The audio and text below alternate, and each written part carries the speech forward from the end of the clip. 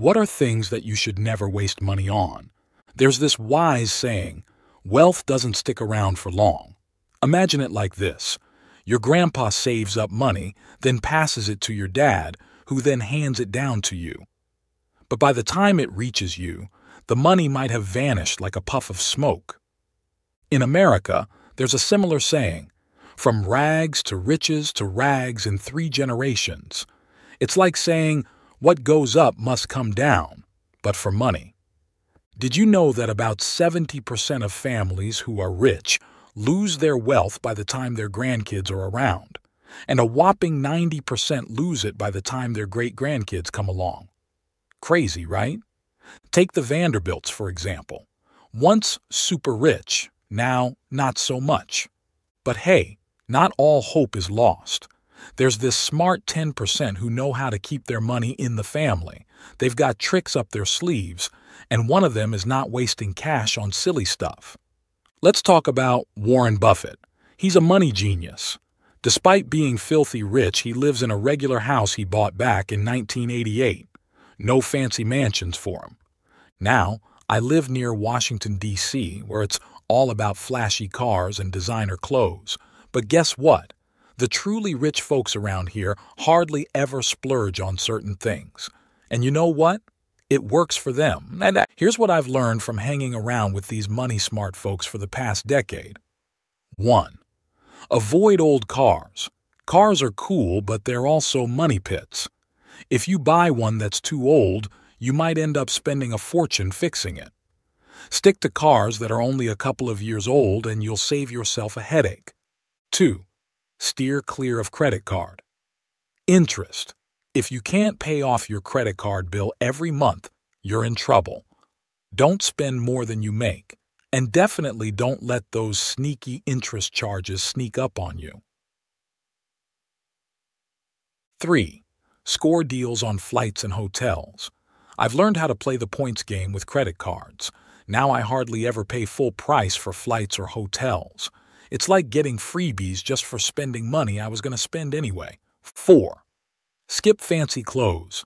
Designer clothes might be nice, but they're not worth the price tag. Trust me, I used to sew clothes in a factory, so I know a thing or two about quality.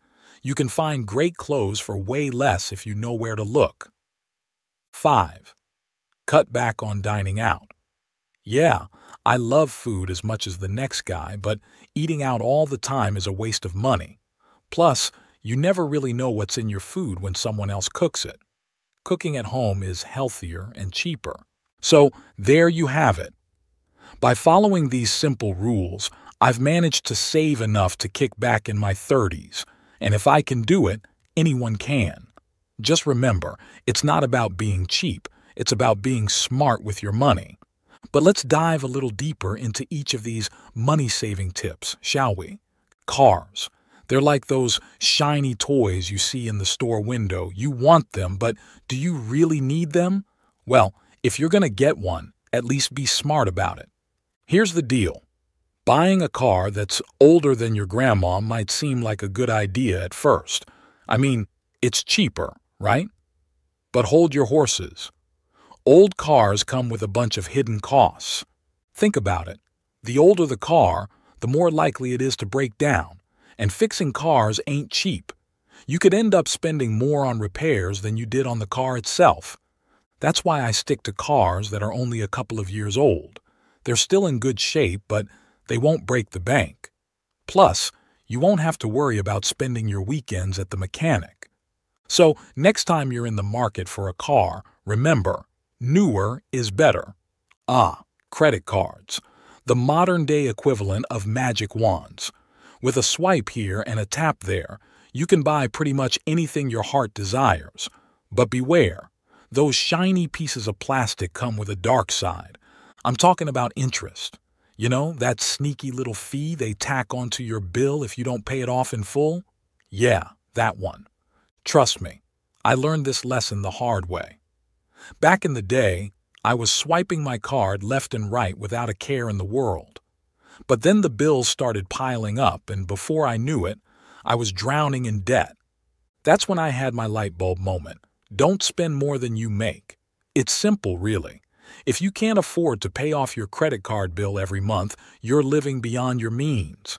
So do yourself a favor and stick to cash or debit cards. You'll thank me later. Who doesn't love a good vacation? Sun, sand, and endless piña coladas, what's not to like? But here's the thing. Vacations can be expensive, like really expensive. But fear not, my frugal friends, for I have discovered the secret to affordable travel: credit card points. Yes, you heard me right. Those little points you earn every time you swipe your card. They can actually save you big bucks on flights and hotels. Here's how it works. You sign up for a credit card with a sweet rewards program like Chase Sapphire or American Express.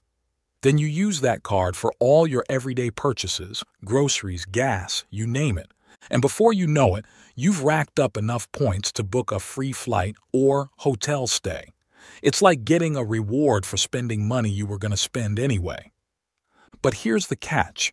Don't fall into the trap of paying interest just to earn points. It's not worth it. Stick to your budget, pay off your balance in full every month, and watch those points pile up. Ah, designer clothes, the holy grail of fashion. With their fancy labels and eye-watering price tags, they're the ultimate status symbol.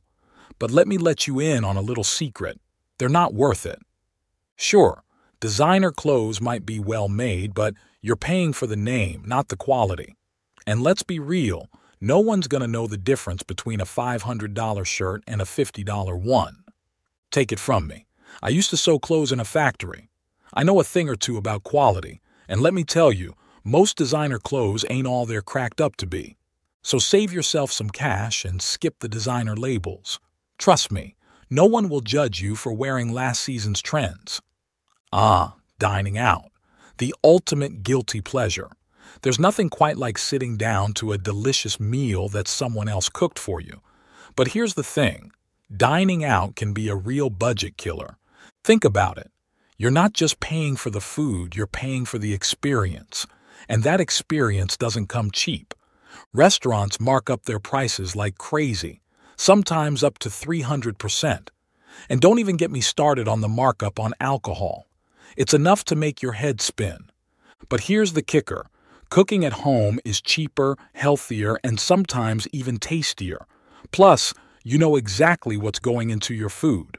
So next time you're tempted to eat out, resist the urge and whip up something delicious at home instead. Your wallet and your waistline will thank you. So there you have it, my top 5 tips for saving money like a pro. Follow these simple rules and you'll be well on your way to financial freedom. Happy saving. Thank you for watching. Don't forget to like, comment, and subscribe. Watch more videos by clicking on this video right over here.